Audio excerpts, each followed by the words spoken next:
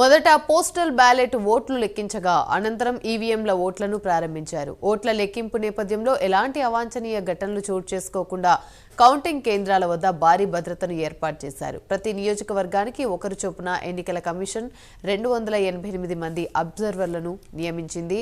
ఇక ఇదే అంశానికి సంబంధించి మరిన్ని వివరాలు మా నేషనల్ బ్యూరో చీఫ్ కళ అందిస్తారు. కళ యామిని, మహారాష్ట్ర ఎన్నికల ఫలితము ఈరోజు ఉదయం ఏదైతే మనకు 23వ తారీఖు ఎప్పుడని ఎదురు చూస్తున్నటువంటి మరాఠా ప్రజలు ఈరోజు సమయం వచ్చింది. అయితే ముఖ్యంగా ఈరోజు ఉదయం 8 గంటలకు ప్రారంభమైనటువంటి ఎన్నికల ఓటింగ్ మాత్రము మొత్తం మీద మాత్రం మహారాష్ట్రలో దాదాపు 288 అసెంబ్లీ స్థానాలకు ఉన్నటువంటి ఏదైతే ఎన్నికల ప్రక్రియ ఉందో అది మొత్తం మీద ఈరోజు ఉదయం 8 గంటలకు ప్రారంభమైంది. అంటే ఇక్కడ ఎన్నికలు జరుగుతున్నటువంటి ప్లేసుల్లో మనకు చాలా కట్టుదిట్టమైనటువంటి భద్రతా వ్యవస్థను ఏర్పాటు చేశారు. అంటే పోలింగ్ కేంద్రాల వద్ద కూడా అన్ని పార్టీలకు సంబంధించిన వాళ్ళందరూ ఉన్నారు కూడా హై సెక్యూరిటీ తోటి ఓట్ల లెక్కింపు ప్రక్రియ ప్రారంభమైంది. అయితే ముఖ్యంగా అంటే ఏదైతే ఎన్నికలు ఉన్నాయో ఆ ఎన్నికల్లోకి సంబంధించినటువంటి పార్టీలంతా కూడా నువ్వా నేనా అన్నట్లుగా మొత్తం అంతా కూడా పోటాపోటీగా ఎన్నికల ప్రక్రియ జరుగుతుంది. ముఖ్యంగా ఈ రోజు ఉదయం ప్రారంభించినటువంటి ఏదైతే ఎన్నికల పోలింగ్ ఉందో మొట్టమొదట మనకు ఇండియా కూటమి కొంత మొదట ప్రారంభ దశలో మాత్రము చాలా ముందంజలో ఉంది. తర్వాత ఇండియా కూటమి ముందంజలో ఉంది. తర్వాత ఎన్డీఏ కూటమి పుంజుకొని ఇప్పటి వరకు కూడా మనకు 192 స్థానాల్లో మాత్రం ముందంజలో ఉన్నట్లు కూడా మనకి క్లియర్ గా మనకు సమాచారం అందుతుంది.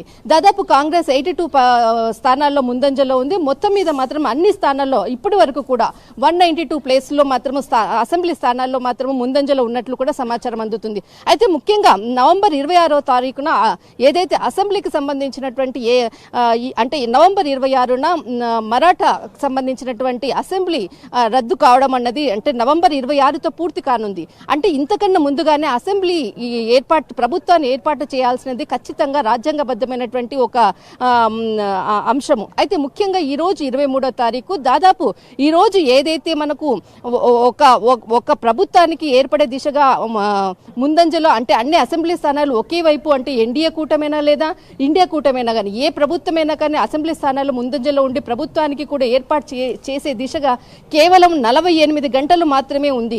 ఈ 48 గంటలు చాలా కీలకమైనటువంటి అంశము. ఈ 48 గంటల్లో ప్రభుత్వాన్ని ఏర్పాటు చేసే దిశగా అడుగులు మాత్రం ఖచ్చితంగా ఉండాలి. లేదు అంటే మాత్రము రాష్ట్రపతి పాలనకు కూడా వెళ్ళేటటువంటి ఆస్కారం కూడా అవకాశాలు కూడా ఉంటాయి అన్నటువంటిది మనకు రాజకీయ విశ్లేషకులు చెప్తున్నటువంటి అంశం. ముఖ్యంగా గతంలో చూస్తే మాత్రం గత 2019 సంవత్సరంలో జరిగినటువంటి అసెంబ్లీ ఎన్నికల్లో దాదాపు అప్పుడు అంటే బీజేపీ వచ్చేసేసి 105 స్థానాలను ఉన్నది. తర్వాత శివసేన 56 స్థానాలు, తర్వాత ఎన్సీపీ 54 స్థానాలు, తర్వాత కాంగ్రెస్ 44 స్థానాలను 2019 సంవత్సరంలో అప్పుడు గెలుచుకున్నటువంటి అసెంబ్లీ స్థానాలు. కానీ ఇప్పుడు ప్రస్తుతానికి మాత్రం అసెంబ్లీ స్థానాల్లో ప్రస్తుతానికి అంటే అటు శివసేన కానీ ఇటు ఎన్డీఏ కానీ ఇటు ఇండియా కూటమి కానీ పోటాపోటీగా మాత్రం జరుగుతున్నటువంటి ఎన్నికల ప్రక్రియ ఉదయం నుంచి కూడా ఒక రౌండ్ లో ఎన్డీఏ కూటమి ఉంటే మరో రౌండ్ లో ఇండియా కూటమి అన్నటువంటి పోటాపోటీగా జరుగుతుంది. అయితే ముఖ్యంగా ఇక్కడ మనకు 288 స్థానాలకు గాను ఇక్కడ 1 లక్షకు పైగా ఎన్నికల సమయంలో 1 లక్షకు పైగా పోలింగ్ స్థానాలను కూడా ఏర్పాటు చేశారు. దాదాపు 9 కోట్ల మంది మరాఠా ప్రజలు ఓటు హక్కు వేశారు.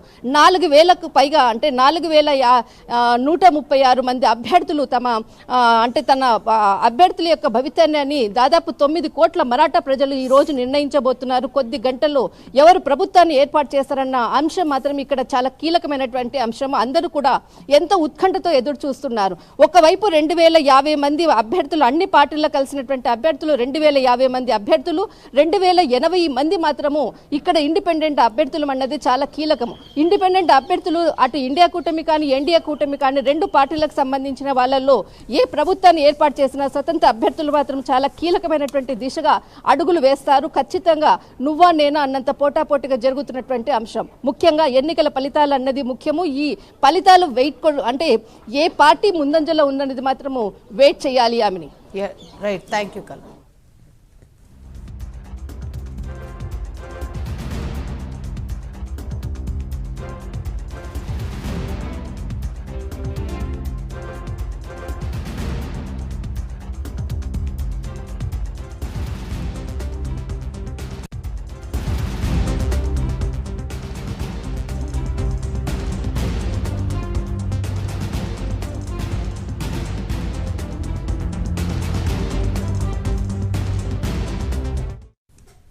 మహారాష్ట్ర జార్ఖండ్ అసెంబ్లీ ఎన్నికల కౌంటింగ్ కొనసాగుతుంది. ఎగ్జిట్ పోల్స్ చెప్పినట్టుగానే ఫలితాలు వెలువడుతున్నాయి.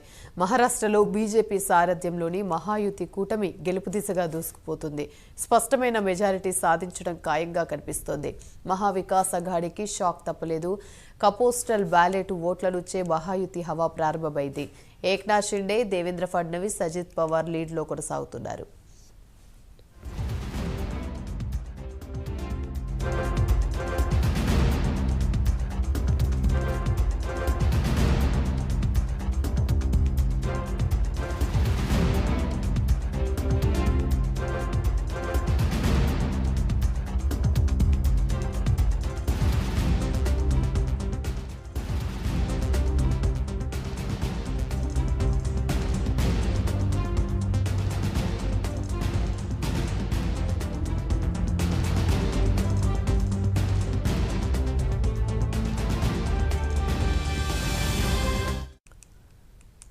మొదట పోస్టల్ బ్యాలెట్ ఓట్లు లెక్కించగా అనంతరం ఈవీఎంల ఓట్లను ప్రారంభించారు. ఓట్ల లెక్కింపు నేపథ్యంలో ఎలాంటి అవాంఛనీయ ఘటనలు చోటు చేసుకోకుండా కౌంటింగ్ కేంద్రాల వద్ద భారీ భద్రతను ఏర్పాటు చేశారు. ప్రతి నియోజకవర్గానికి ఒకరు చొప్పున ఎన్నికల కమిషన్ 288 మంది అబ్జర్వర్లను నియమించింది.